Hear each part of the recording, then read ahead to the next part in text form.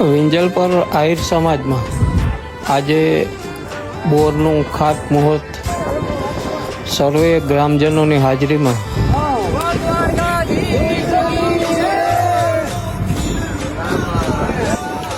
ખુદ મારા જ હાથે ખાતમુહૂર્ત કરવામાં આવ્યું. તો સર્વે વિંજલપર ગ્રામજનોનો હું હૃદયથી આભારી છું. અને વિંજલપર આહિર સમાજમાં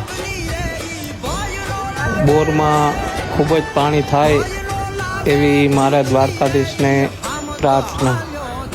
જય દ્વારકાધીશ.